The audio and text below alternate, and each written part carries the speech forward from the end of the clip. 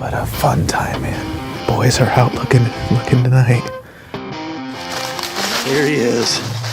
He didn't go 50 yards.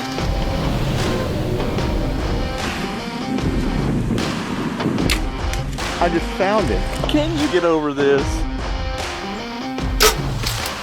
Oh my God.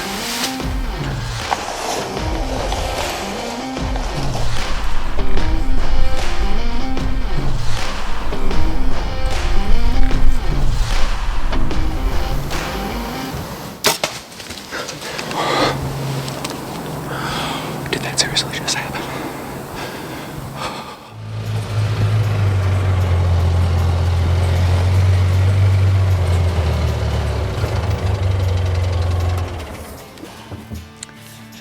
Hey, what's up everybody? I hope you're all having a good summer. It's July the 6th today. It's 150 degrees here in Wisconsin. I'm out here to mow a clover patch that we planted quite a long time ago on what's right by our new lease. It's high time that it gets cut. So the deer have been feeding in here, but it needs to get cut so that clover can take over. So before we get to the show, I just wanted to, make you all aware of a couple of new things for White Knuckle. First of all, we're really excited that you're watching. If you haven't done so, go ahead and like our Facebook page, like our Instagram page, and also subscribe to our YouTube channel. We greatly appreciate the support. For those of you who've been with us for a long time, I want to apologize, and I want to say that I'm sorry that it's taken us a while to get things ramped up to where we feel like we're back in the game. And that's definitely this year. A bunch of new changes that are happening. The first of which is 41 North Media is gonna produce our shows. Kyle's gotten super busy with the church, super busy with his family, and time just doesn't allow for him to produce the shows. He's still involved, Katie's still involved. All of that really hasn't changed, but we just saw the need to seek that third party to help us with the production end of it, which is pretty laborious. So thanks to 41 North Productions for making it so it was an easy choice. Jared and the crew over there have done nothing but been good to us. So if there's any way you guys can support them, we'd certainly appreciate it. We've got a bunch of new sponsors this year that you'll see flashing across the screen. We're really excited about our partnerships with them, and we'll talk about them as the season goes on. But for now, I'm gonna let the show go on, and hopefully you enjoy the opportunity that I had earlier this spring to get together with Dan and Mario from the Hunting Beast, and we got to walk through my lease and sort of revisit the conversation we had 2 years back. And I guess I'm kind of proud that Dan didn't beat me up too bad on some of my stand selections. So with that, here's the show. I hope you enjoy it, and I'll see you after we're done. 2 years ago, we were out here when I leased this originally. I really hadn't spent any time on it other than David and I turkey hunting out here. A lot's changed since then. There's been 3 years of logging. A lot's grown up. There's a lot more brush than there used to be. Although we're in hill country, this particular part of the property, which you mentioned last time, is kind of like farm country, isn't it? Yeah, it's a lot more. You know, and a lot of terrains mix. I mean, we break it up and talk about, you know, scouting or hunting hill country, or scouting and hunting farm country, or scouting and hunting big woods. But really, every property has a little of all of that. So we're going to see some of that terrain, and then we're going to see some of the property that you didn't see the last time that you were here. So what I thought we'd do is just walk past my stand sites, and then you're going to scratch your head and wonder why I put my stand there, and I'm going to learn why I shouldn't have put it there, or should have. I'd like a B plus maybe by the time we're done. So you telling me the grade you want? Right. Isn't that how it works? I did bring some cash along. I'm interested in seeing how. Did anything that we did last time benefit you? I mean. So, yeah, definitely. Pretty much everything that you talked about was fact. So the struggle that I have in all of this is, and we'll get into it, and I'll show you my angst when we get to a spot. because you know, as many times as you told me, well, don't hunt the bottom. You're going to want to hunt the bottom. You're going to, and you know, as hunters, we see so much sign down there, and we think, well, gosh, I've got the right wind. I can get away with it. You can't. You just can't. You can't. Maybe there's one out of 100 times where it's going to work, and by golly, the stars have to align for you to pull that off. And I'll show you the spot that I'm talking about. It's a killer spot. And maybe you and I have talked about it, and maybe I can, you know, still hunt there. I'll let you make that determination. But back to what I struggle with is with my stand placement. I'm always thinking that, okay, I need to get close to the ditch. I'll call it a ditch, so that at night that scent's going to pull down into that ditch. Is that accurate? Yeah, you know, for evening setups, I always want to try and in any kind of rolling hill situation, get that thermal to pull your scent away from the deer. You know, I would set up on the wrong wind before I'd set up on the wrong evening thermal. The thermals will be there all the time, and they'll switch right when it gets calm out, just before dark, right, which is when the deer come out. Right. And when the wind goes calm, that thermal's going to kick in, and it's going to be stronger than that wind, and it's more important than the actual wind direction. I've actually set up with a little bit where your wind is almost wrong on those ridges, knowing that at dusk, it gets calm, that scent's going to drop right down that hill, and you're going to be okay. And that's paid off for me a lot of times, but you can't beat those thermals. Right. So you got to take them into account and set up for them. Yeah, absolutely. That's a fact. So, well, let's walk down here to the southeast corner of the lease, and then we'll go in and I'll show you what. So what I do have is 2 seasons of running trail cameras and learning, by and large, the general travel route of the deer. Now, the challenge in this is that it's all going to change over the next 2 years, because what got logged 3 years ago is now bedding. What got logged 2 years ago is starting to become bedding, and what got logged this year is just, you know, open yet. Yeah. So that'll be an evolving thing. But by and large, would you agree that, as a general rule, so on the average, deer are going to primarily do the same thing, travel the same way? Logging can make a huge difference. Okay. I mean, it creates new transitions. It can create new travel routes. But the elevational travel is going to be the same as long as they still have cover protection. But it might change slightly because of those edges. Okay. Well, let's walk down there. So we're just walking down here, and we found a track. You had alluded to earlier that I base a lot off of tracks, and there's a reason for that.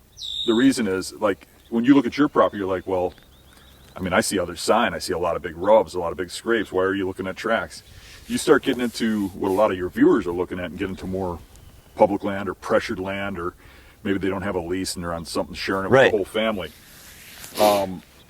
If there's only 1 or 2 big bucks in the property, they're not going to leave a lot of sign. They don't have to. There's no competition. Okay. You have more competition here, so you can base it more off of rubs and scrapes and stuff like that. Where I come from a background where you got to look for tracks. Sure. You got to find that big track to find the big bucks. A lot of the big bucks I've shot on pressured land, where I'm shooting them, where they're bedding. I know they're bedding there on a regular basis. I've seen them in the area on a regular basis. Seen them come in and out of them beds. There's no rubs around. All I have is tracks. What I wanted to ask you is, that's kind of on the, it wouldn't be the 1/3, but it's kind of on the downhill side of this slope. Mm-hmm.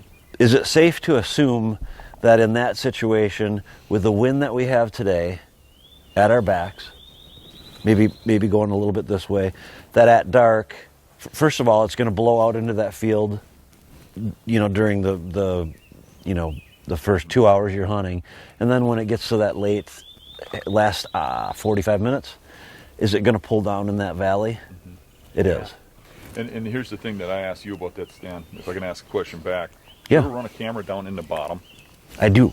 A lot of times those big bucks, once season comes, they're going to take that dropping thermal and come into a field like this, if they're going to come in at daylight, at the lowest point, where all the thermals come down and join and drop to. That's what I observed too. And from up here, your scent would drift right down into there, and that's why they come into those lowest points. Because not only do they get the scent from up here, literally this whole bowl here, in the evening time when this gets shady, right when the deer start coming out, all the scent is going to come down this thing, as if you poured water around it, all the way down and into that little pocket down there. And because of that, in a lot of cases on properties like this, the mature bucks come out in the lowest point if they come out in daylight in the evening, because of that thermal dropping. But when you check it with milkweed in the evening, Yeah. you could stand out there, your milkweed's going under. You could stand here, your milkweed's going under. You can stand on the other side, your milkweed's going under. And where they're coming out is exactly where all the milkweed meets. And when you look at it from that point of view, nothing happens for coincidence. Right. Okay. So that makes complete sense. You know, if you want a good visual aid in your head, just think of pouring water. Yeah. And where that water is going to go, and we all know where it's going to go. You can see where it goes. A good rule of thumb is never set a stand Thermals without trump wind.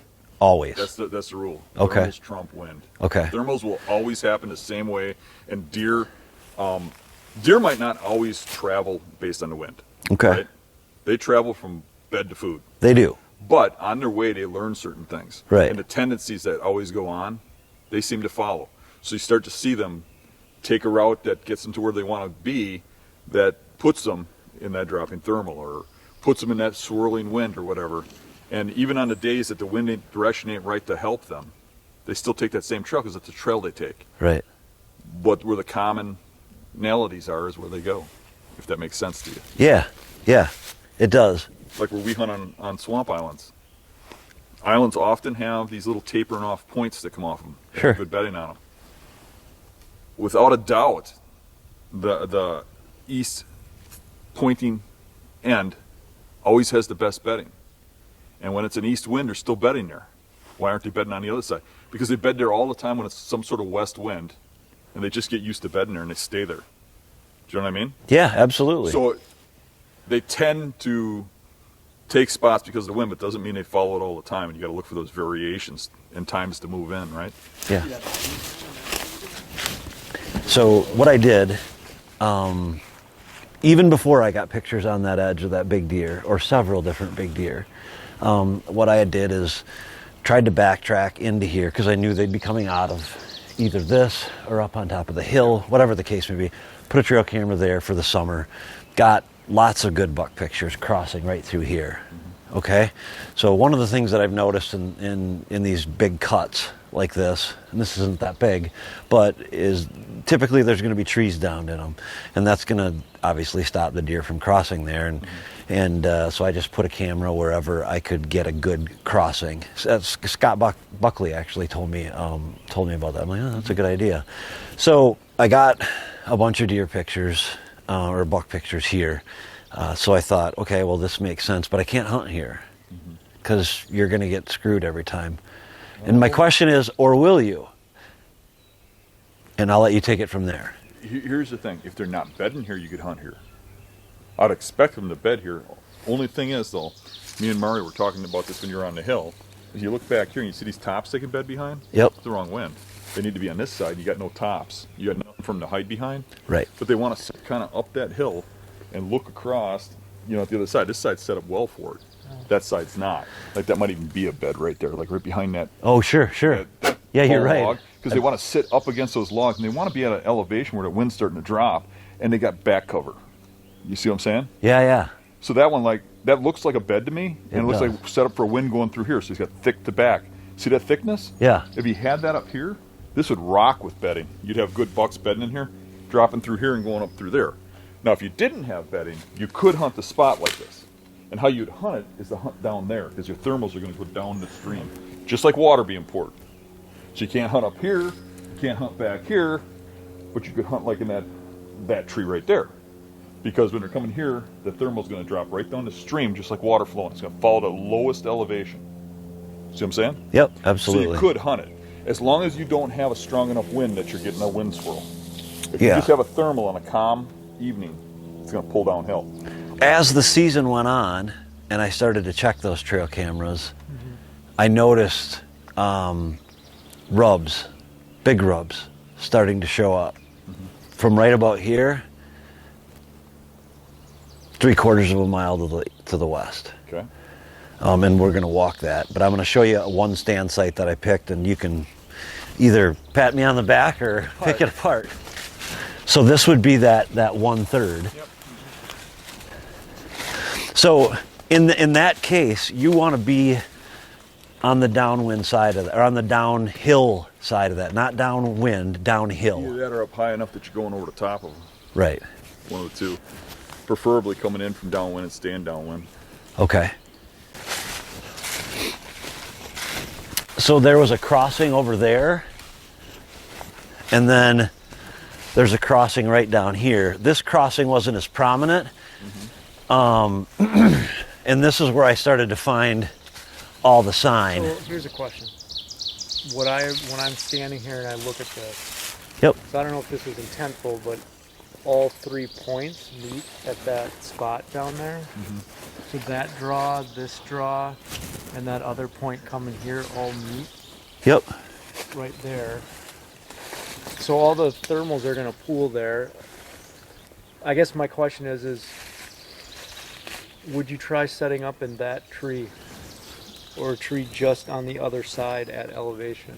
Well, you could get your scent to go down. You do have to watch how close you get the bedding if you don't want to molest the bedding that's up ahead. My thought would be to really think about where those bucks are coming from. I mean, you know, the does are coming here. That doesn't necessarily mean the bucks are going to use the same trail. Right. It might, but when they hit this blockade, I mean, if they're coming from more further up there, they might just come around that way, and then you're over here. In my experience, what I've seen, at least here, is that the pre-rut, let's say up till the 20 whatever, fill in the blank of October, those bucks are going to use that very lightly used trail. That's what I've seen, and I think that probably holds true for everybody. I do think that you're going to have a tendency to come around this way, and I don't like the idea of hunting them coming around that way, because then you're interfering with Too their close. bedding. Too close. So my thought is this might not. This is a good spot. You can get in fairly untouched coming through there. Nothing's going to bed in there, I don't think. Okay. You think I'm wrong? No, I kind of agree with you. I don't know the terrain completely, but from what I've seen of it, I doubt it. Right. So at least my logic is sound. And then we're all in agreement that stand needs to be moved down now. Down a little bit, yeah. You know, Mostly to a ravine edge. right. Whether it's in that oak, whether it's in that cherry, or even like, Mario said, on the other side.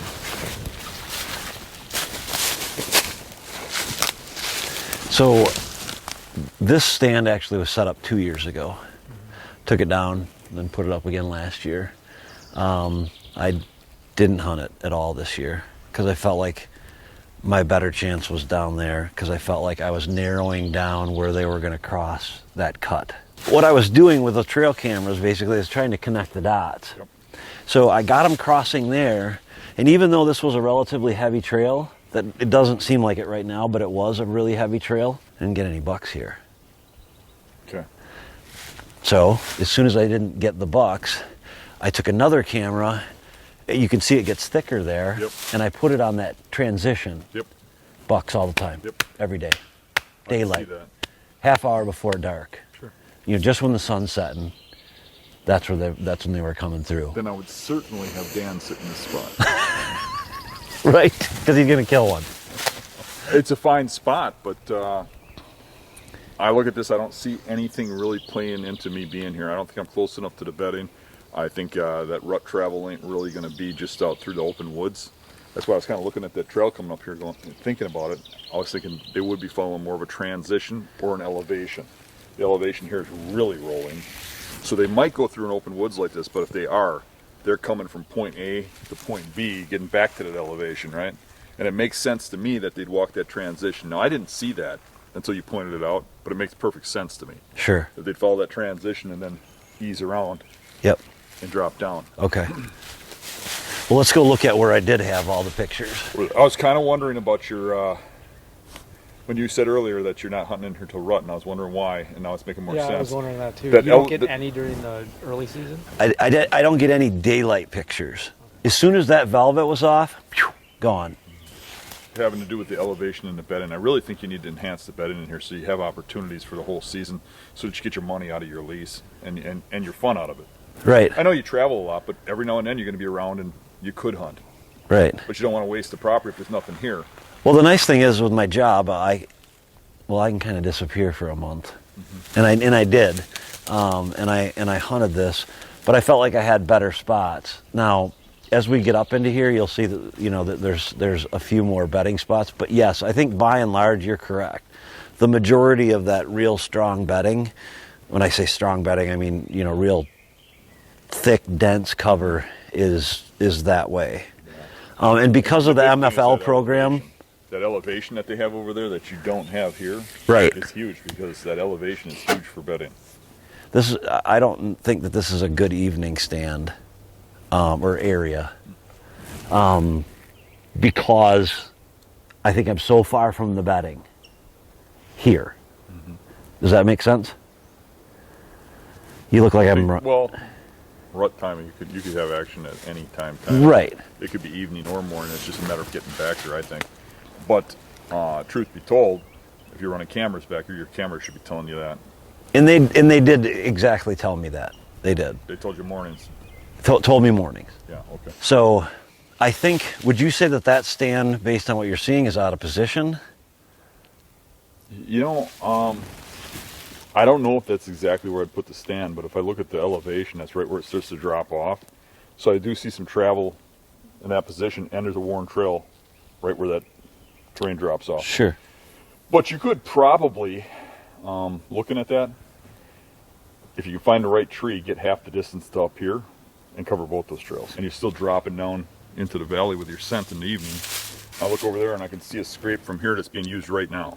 Right. And usually when they got a scrape like that that's used year-round, a lot of times, I shouldn't say usually, but a lot of times, they've got bedding around here and it's a meeting place. And there's something going on here. There's some competition. Sure. Well, that's the other thing is the bucks could be marking the doe bedding. Right. They're traveling to here. Oh, okay. But if there's buck bedding here where the bucks meet, where the trails come together, they'll put a scrape. Sometimes in these situations where it's kind of questionable and you don't really know what's going on, I'll throw sits mobily right in a bunch of different spots and figure it out. Because whatever's going on is going to keep going on. Right. And if you just keep hunting the same situation and doing the same things, you're never really going to figure it out. But then again, you can throw trail cameras around and do the same thing, I guess. But, all right, let's walk over there. Anything else that you see here that you want to... No, I'm not really putting it together. I'd have to really scour this ground and figure out what's going on. But I think you're right. They're coming from that way. We need to look that way. Okay. So I think. Let's do it. Josh is going to come in here, I believe, and take all these maples out. Just wipe them out. And thinking the whole area? Because we think by doing that we're going to improve the bedding. And this is an area that's not in MFL. This particular spot isn't. Okay. Across that, there's just a small square. But you can see it's pretty thick in there. Yeah. So that where I showed you I had the trail camera, I got a couple of big deer coming back, presumably off those feed fields in the dark in the morning. And it was just breaking daylight when they were coming through there. So that's why I put the stand there. And I continued to get them through the season. I didn't ever get the chance to sit here in the rut, but this is the night that Dan was first here. I put him in this stand. I thought it was a decent spot. I thought I was in the better spot. And my phone was just blowing up from the second that he got in here. He didn't have deer in range, but he saw a lot of deer. And he saw them all. You can see kind of where the timber transition is. Yeah. He saw them all there. Look at it, sure. Right. But that's the real thing with this whole terrain is you're following transitions of some degree. Now, if you get into steeper elevation, it's going to be more on that elevation and less on the vegetation. Okay. Okay. More on the elevation, less on the. So you're saying in the more gently rolling. It's going to be more towards the vegetation. Okay. Not maybe more, but a lot of it will be. Okay. I still think most of it will be along your elevation because this has got some good elevation, but a lot of it will be along those transitions like that, and picking those out and finding where they all come together, where all the trails meet. And a lot of that will be marked. There'll be a lot of rubbing in that spot. There'll be a lot of scraping in that spot, because where those deer come together and they cross paths, even if it's a buck crossing a doe trail, he's going to mark it. He's going to mark bucks in the area because he's going to be displaying dominance. He's going to be marking does in the area because he's going to be interested in them. And where all those trails come together, you're going to have markings. So in this terrain, I'd be looking for where these edges and these ridges all come together. And you have those markings. And I think those are going to be the hot spots. Are you going to occasionally have those deer a little over or a little over there? Unfortunately, yeah. But those are probably the spots you got to hunt. From a thermal standpoint, in the morning, I'm okay, right? Yeah, I like this spot because you're going right downhill when you got a shadow in here. Your scent's going to go right down that ditch bed. But otherwise, I don't see a lot of sign of them even being here. That right here, you know, stands kind of overlooking. But you're more hoping from above you, right? Yeah, like right on the other side of where Braden's standing there, maybe 15, 20 yards, there's a pretty good trail. And we'll walk up there, and I'll just show you real quick what Dan experienced.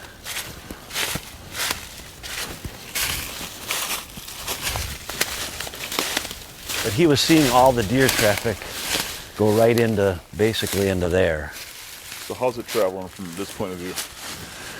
I believe they're following, again, they're either just inside of this thick stuff. You can see the thick, Yeah. right? Yeah. And then they're hopping over, and they're hitting all those other trails that we were just standing by and talking about. There is a rub line right here, so we got rubs all along right here. So this is the travel route right here. I would trust that thermal over trusting the winds and the breezes and stuff. I mean, you're gonna get in this kind of rolling hill, you're gonna get back breezes and swirls and stuff like that. Best bet, get high and get as close as you can, but make sure you're in range. Okay. Now that all the logs are out, Josh came in and tore all this up for me, and I'm gonna put some real world chicory and clover in here. What are your thoughts on that? Looks pretty good. You're blocking it so the deer come in a certain way? No, that's just been there since the day that I got here. Okay. And what was left, he just added to the pile. Okay. So the only challenge that I foresee from just a getting picked off standpoint is, where do you put a stand? I put the stands into the timber slightly, and I like the idea of using the log piles so that you can get to a spot where those deer ain't walking underneath you. Like that tree back there, like, is that a maple? Hard to see from here. That little fork in it? Yep. I like that tree. It's got a little bit of cover. You can kind of see into here. I mean, you're not going to shoot this whole plot, but you know, you can. You might have a great point, because that's where we're going to walk next. I would have a couple on a couple different sides in here. You would? Mm-hmm. Okay.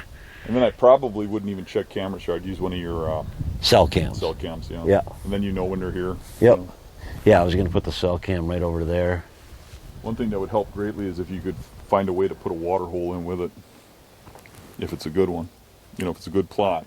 What do you think of those water holes that I've got? I don't like them if you got to fill them. Are you filling them? Never filled them. They fill themselves. Yeah, but that was pretty easy the last 2 years too. I mean, you had 4 inches of rain at a time. I like the idea of if you have the equipment, pushing a berm and making a V, and then hollowing out a spot and getting water about this deep and letting the rainwater keep filling a spot, and then using bentonite to seal it. That's so didn't have to use bentonite or bentonite, whatever it's called. Clay.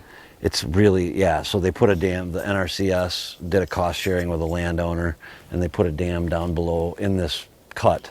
Well, we parked above it. Oh, okay, I saw that. Yeah, so that's all new this year, so that'll be a big pond. I just like them right where the food source I know. And that is alfalfa, and actually that's where we found Mr. Perfect's shed, out in that alfalfa field. But any other thoughts about this? No, not really. What you could do is, it's big enough.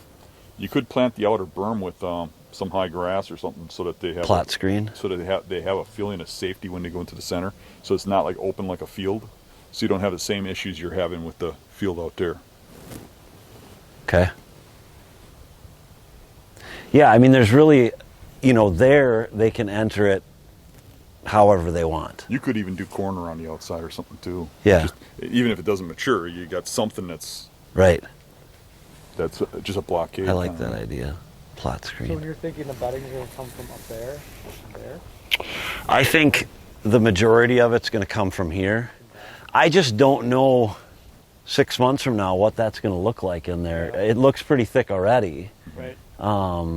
So it's just, I have to think it's going to do nothing but get better with all the logging that's going on, right. for sure. All right, well, I want to take you to the spot that you picked out last time and found a buck bed. And it's just it's a hard area, one I don't understand. I don't have a stand there. But we're going to sort of meander through the timber to get there. See if there's still some buck beds there. Yeah, they may have gotten disturbed because of all the logging that took place, but it's just going to get really thick in there. Okay. So let's head down there. So we're about 75, 100 yards off of where we just were at on that food plot. These guys came in here, and I said to Braden, I said, watch this. I look down, I see a trail going into the heavy brush, and there's only one reason that deer'd be coming into here. And I looked at Mario, and Mario was looking at the trails too, and I said, you take that trail, I'll take this one. We come in here, and there's beds all over the place, and there's a little oasis in here. You can tell this is a bed in there. You can tell bucks are bedding here. One of the big clues is, like, you can't see it from the camera view, but there's a rub right on the tree, right on this bed. This bed's loaded with hair. Yeah, it's everywhere. Yeah, there's a bed over there, bed there, there's beds over there, right underneath that big dead tree. And all the beds, if you notice, they're up against a tree. They're up against some sort of form of blockade, right? So what that tells me is it's bucks. Does bed more open. Okay. You understand what I'm saying? A buck is going to typically have some sort of cover feature tight to it, whereas does are more comfortable laying on an open bed of Yeah, leaves. sometimes a buck will just get right in the middle of a thick spot. Sure. But often, even when they're in thick like this and they're in an opening, their back is up against something, right? And the wind is up against something. So I could tell you right now, when this one was laying here, the wind was going like that. Was that south wind? So each one of these beds is probably for some wind. Like the bed over there, if you look, he's on the other side of that fallen tree. Sure. Wind's blowing that way. The one over there, that tree is set up for the wind coming out of the south again.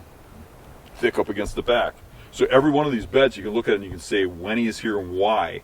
So what he's doing is he's coming in here regardless of the wind. And he's picking which bed he's laying in based on the wind. Does that make sense? Yep.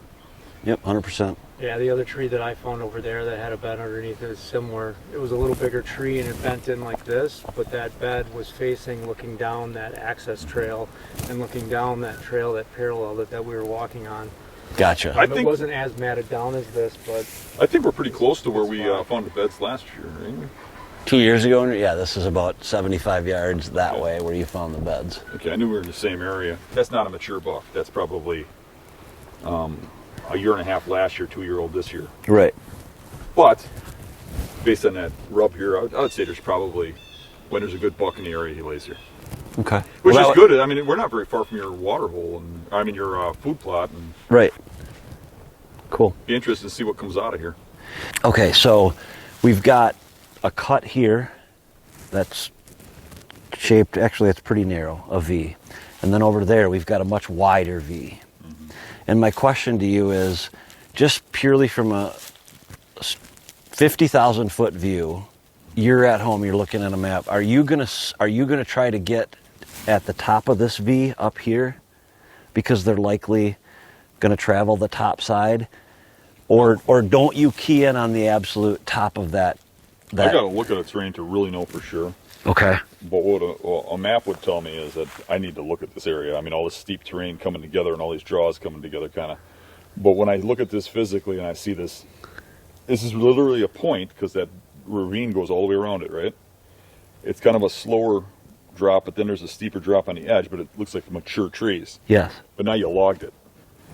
Now, I would expect that logging is going to start to put the deer back into here where they belong. Right. Like looking at a map, I don't know what the trees look like. Looking at a topo map, Right. right? Coming in here, you see they're mature, you're like, ah. Yeah, But this, now the logging is going to get this really thick. And I think it might take a couple of years, but you're going to start to see more travel some of it will loop along this edge, and some of it might bed in here. And you're going to have some of it that, if you're assuming it's coming from back into bedding back there, it's going to cut back and forth on the top here and just skip the whole thing. Even during the rut, they'll smell the trails going in and out, and some bucks will run down the bottom here and come out. What I would want to do is probably, you get up here and this ravine gets pretty tight, and it doesn't look like you really get through here too easy. No. It looks like this trail that comes around through here is at some point going to meet the trail that cuts the corner. It does. You're right. And that's where I'd want to be. Okay. Okay. I didn't know if you really keyed in on the tip of that cut, so to speak. Well, to me, I mean, we talk about how they bed in those points, but we don't hunt in the bedding. We find the bedding, we back off far enough to hunt, and then we got to find where the travel comes together. And a lot of times in that bedding, like a lot of guys will think I can get in there in the morning, get set up for the deer to get here, and just let them run rampant through here. And what you'll have is one over there, one over here, one over there, and you can't get a shot off. Right. Or they wind you over here or not over there. But if you get to where all those trails come together, then you can put a more reliable setup. Okay, so if you've got that trail coming up higher, and you want to meet this trail, you're going to be more on the top of the hill. Does that take thermals out? No, they're still involved. You have to look at the situation, figure out how you can manipulate it to your advantage. Maybe you got to get closer to that ditch over here and let it drop that way. Maybe, so maybe you got to do a Hail Mary and get really high and get into the wind stream, Yeah. But the point is you got to get to where that comes together. But it's not as easy as just going up there and putting a stand up. You do have to look at the situation and say, okay, what's my wind going to do? What wind do I need to hunt this on? What tree exactly do I need to be in? How's my thermals going to drop? All that stuff has to be taken into play. But I can tell you the better setup's going to be where the trails come together. All right, let's look at that. I mean, the front hoof ain't all that big, but the body looks huge. Yeah. This is just the way it's laying. That hoof don't look all that big. That looks like a 2-year-old, really. Right. Which would have been a 3 this year. Right. So this is a great example as we're in here in the stench of a good bedding spot, right? Yeah, I think this is actually a bed here, and I think he might have got dragged over by coyotes or something because it looks like he was probably laying here and they're just pulling at him, huh? At him. Yeah. Dan, it's not that they're have to be right on that edge. They're willing to bed anywhere in here because it's cover right. They're going to move the bed around based on the wind. You might bed here for a little while, and then when it's a better advantage, you might move over there. Okay. And you might move over here. This whole flat could be. Yeah. Okay. All right. If you had the wind coming right down this point, this might be the spot to be until he starts to get a thermal advantage to one side or the other. Okay. Or like if the wind shifts. But those beds in this type of area will shift around a lot, which is why they like these points. Winds like this, they're bedding here. Winds like that, they're bedding over here. Wind down the middle and not kind of going over there, they just move up to the middle. And you'll see beds all over the place, and they're going to shift around all day long. Based on the thermals, based on the wind, and be certain beds they'll be in earlier. There's even night beds. They'll go out and feed, come back, and just lay more in the open, which is kind of like this. Okay. Well, let me show you where I have this stand, and then you can tell me what you think of that. And then I'm going to have you solve the place where I'm going to kill one next year. Okay. So we walked in from the food plot. We came across what is arguably a gradual slope to what's going to be, as you can see right behind us, a drop-off. Yep. And my stand is right there. This bed is right there. My concern in having that stand there, and always was after I got up there, I did it completely based off of contour lines in the dark. It was just, I've only hunted it once. I hung it there, and I did see a good buck, but he came straight up the hill. Okay. And I'll show you that trail when we walk over there. My question is, am I too high on the hill there because of the thermals pulling down? I feel like the thermals are going to pull this way, not that way. Am I wrong? Well, I don't like the spot, and it's not for the reasons you're thinking. I think because it's right in the middle of the bedding. I think this is a bedding point. I think it's a bad position. I mean, look, we walked right through a dead buck up there. Yeah. In a bed. Yep. We're finding beds all the way down here, and I think they're all buck beds. I think you're screwing this up hunting there. Okay. I think you have to go down the ridge a little ways or down the ridge a little ways and get away from this point, because I think the point here is attracting deer to bed here. And if it wasn't, if this was a ridge, I do think you're too high, because I think a lot of the travel's down here. Okay. Looking at the rub lines and stuff. That was my fear once I got sitting up here. I'm like, ooh, I'm in a bad spot because my thermals are going to pull into them. When you come in here on a rolling hill and you come in on a blind, often you're going to get in the wrong spot. If you come in a little bit of daylight, you can make your way down the hill until you see the good rub line, which you can see through here pretty good. Sure. And yeah, and it goes. You want to be below, or okay. You know, because if you're above it, your scent's going to drift down to it. Ideally, you'd come in from the bottom so that you never cross the trail, but right. So Dan, but that's hard here. With this specific bed here, if you're not going to hunt it from the top, and you want to try to fan out along this ridge and access from the bottom, so what behavior are you looking for this buck to do if you're gonna? Well, what I'm looking at is I'm going to look at sign. I mean, the sign might be up by the food plot. Then you're hunting it up there. It might be up and down this ridge with rubs and stuff, and that might be. It is not just these bucks, but bucks coming in here looking for does and stuff. They're going to cruise this ridge into here. So you're saying get off of this point because there's just too many beds. So I'm saying this is kind of shaped like this: ridge, ridge. You got your food plot up here, right? Yep. And what I'm saying is I would want to stand over here, and a stand up where your food plot is, and based on sign or just randomness, hunt that, hunt this one. But I wouldn't hunt right here. I'd follow this back till you're safe enough from the bedding, or you're not seeing the bedding this heavy, and then I'd set up. And you're intersecting all the travel points as they go. Correct. Traverse like this. Back up. Yep. I like this point to just let them have this little spot here and hunt them when they come out. Right. Okay. All right. So that wraps up our second, I guess, our second trip out here. I guess a couple different takeaways that I have is we got to look at, I guess you'd call it almost farm country, and then here we got to look at hill country. It was good to, I guess, have Dan out here and have some real world examples, because the wind was going a certain way. And we're sitting just over the hill here, and that even though the wind was headed one direction, you could still feel it at our back here, but out there it was going the opposite direction. Just exactly what those thermals do, and they do it in farm country with rolling hills as much as they do. Maybe not as to the degree that they do it here, but they still do it, and it's still going to get you in the end. So it was good to be able to sort of put those pieces of the puzzle together, because there are always things I thought I knew, and I think a lot of us think we know, but we don't know that we don't know for sure. And it turns out on some stuff I was right, and some stuff, my thought process was wrong. The bottom line is, when you're trying to cover this much ground, it takes some time to learn it. And as much time as I got to spend in the tree last year, I guess I'm going to rely on what the trail cameras told me, like we just got done talking about. And Dan brought up a good point when we were walking back, and that's keeping a journal. We've all talked about it 100 times, and very few of us actually do it. But if you got something that you can look back on in terms of historical data over 2, 3, and 4 years, that's worth a lot of money. Right. Because deer, would you agree that they're just going to do the same thing? The patterns are so reliable to the date. It's amazing.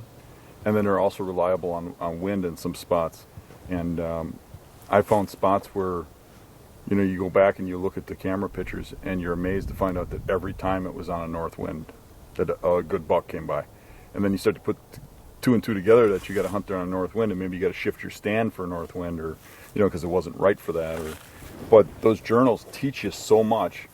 And, keeping track of everything that was going on that day.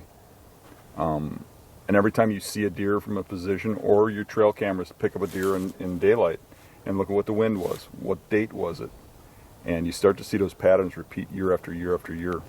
I can think of spots where I hunted all season for years. Now, for me, hunting a spot is going in there like once in early season, once in pre-rut, once late season maybe, at the max.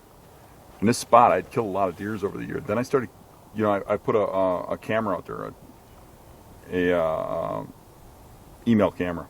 Okay. Yeah, yep. And I was amazed when I never got a picture all early season, and it got to be like early October, mid-October, and I started getting pictures of big bucks, and then I moved in for the kill.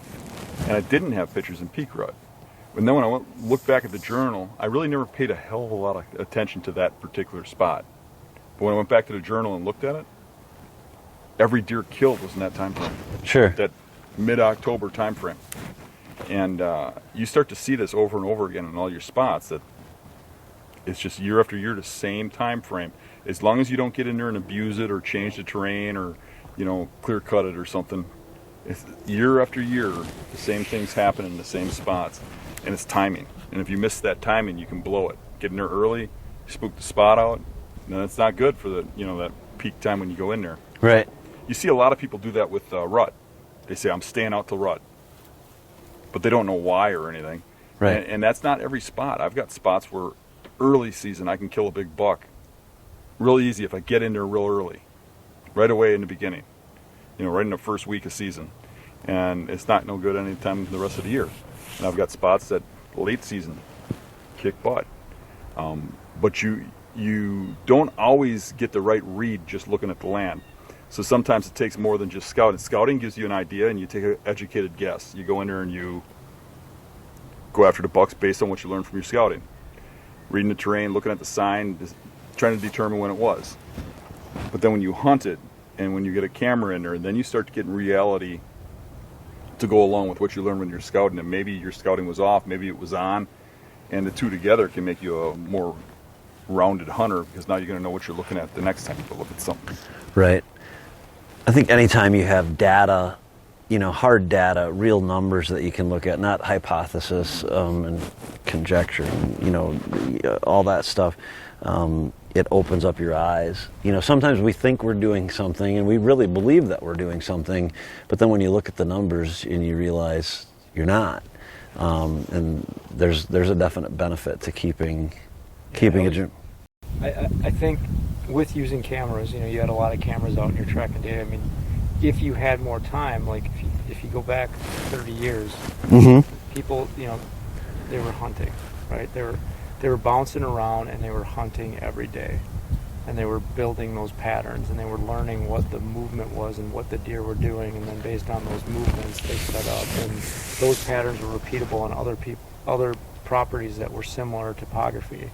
And I think this property has a lot of good examples of like good transitions on those points and edges of where there's thick to not thick to points and transitions that you can hunt. You have some good examples of things that you can key in on, but then it's learning how the deer use this property, right? How they use it, and that can be different for every property. But once you learn it, it can be very effective. Like the principles that you teach are, a good guide. What I learned is that nothing out here is a textbook. You've got to adapt. Like you said, you might have to move the stand, but this is where I'm going to start based on all of my experience, and that's the only thing that you can do. And I think a lot of us get stuck getting in the mind frame that we're going to do one thing and it's going to be the right thing, and oftentimes it's not. You have to tweak it, right? Oh yeah. Yeah. I wouldn't worry. I mean, you try to put together a close to perfect plan, and then you're going to go in and you're going to execute on that. But I think seeking perfection on that first time out or whatever, it might not happen. So expect to fail and then adjust, and you're going to learn. Right. You're going to learn from that, and it might be something where you're going to learn and then you'll take advantage of it next year because you learned a travel pattern or you saw something, and now you know how that mature buck moved through that area. Real quick before we go, where can we find you guys, and what's new and exciting in your worlds? Huntingbeastgear.com, huntingbeast.com, and we got a really good YouTube show and Facebook page, What's new and exciting in the gear platform? When do you think we're going to get these stands out? Stands are currently, we're in prototype production, so we're in the testing process. So we have our designs finalized, and hopefully we're about a month out from actually beginning production. I'd say that's pretty accurate. So stay tuned to those pages if you're like everyone else and you want to know when Dan's stands are coming out. Yeah. All right, well, thanks for watching. We'll catch you next time.